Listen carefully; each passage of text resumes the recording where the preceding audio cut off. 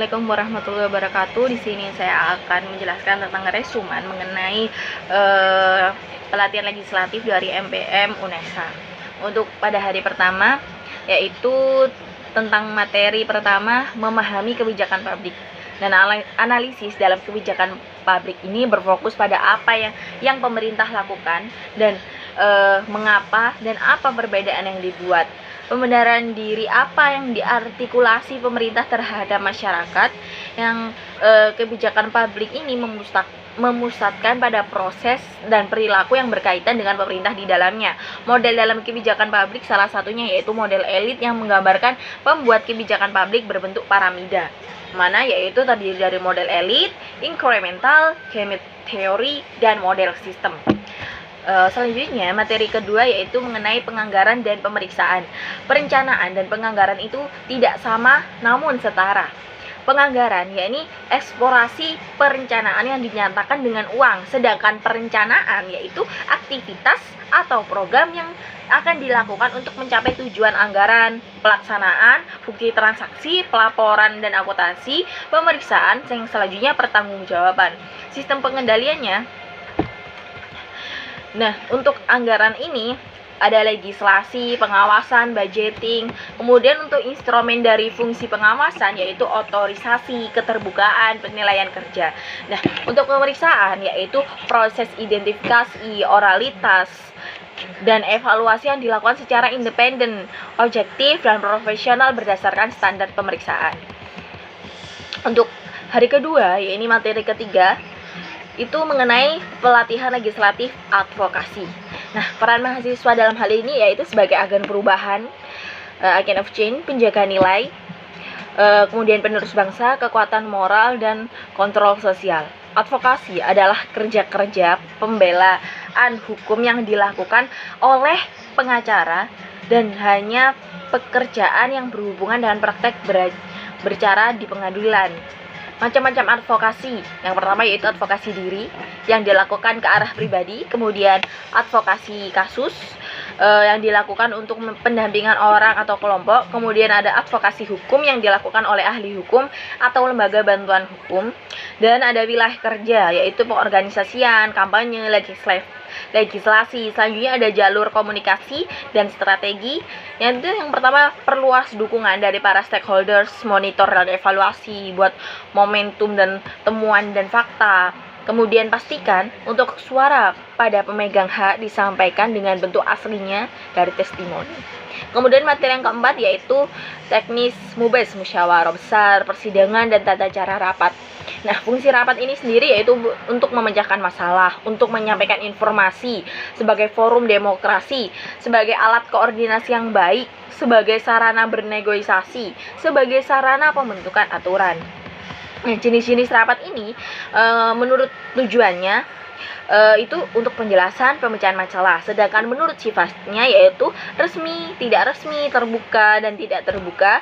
Untuk menurut waktunya yaitu mingguan, bulanan, tahunan, dan untuk menurut frekuensinya yaitu rutin dan insidental.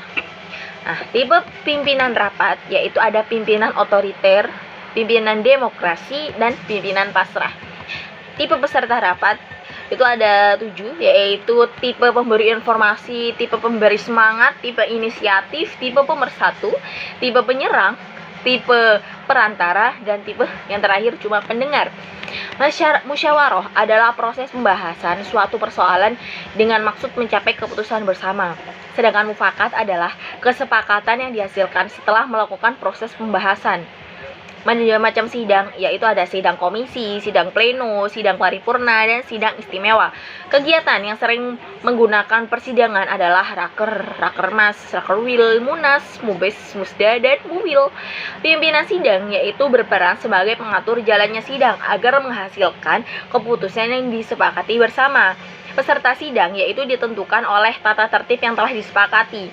Biasanya terdiri dari peserta aktif dan peserta peninjau. Kemudian untuk macam-macam peraturan organisasi itu ada beberapa macam, yaitu peraturan umum, peraturan organisasi, peraturan divisi atau bidang. Selanjutnya materi kelima yaitu mengenai legal drafting. Secara harfiah, legal drafting dapat diartikan secara bebas adalah penyusunan perancang hukum atau persatuan undang-undang. Dari aspek hukum, legal drafting adalah kegiatan praktik hukum yang menghasilkan peraturan. Nah, proses-proses pembuatan peraturan undang-undang ini yaitu dari permulaan, kemudian persiapan, teknik penyusunan, perumusan, pembahasan, pengesahan, pengundangan, dan penyebarluasan. Jenis-jenis hierarki peraturan perundang-undangan yaitu terdiri atas pasal 7 ayat 1 yaitu dari UUD NKRI tahun 1945, kemudian ketetapan MPR, UU atau Perpu, ada PP, Perpres, Perda Provinsi. Atas pembentukan peraturan, kejelasan tujuan kelembagaan atau organ pembentuk yang tepat, kesesuaian antara jenis dan materi muatan dapat dilaksanakan kedaya gunaannya dan kehasil gunaan, kejelasan rumusan, keterbukaan. Kemudian, yaitu materi ke-6 mengenai legislatif dasar dan keorganisasian.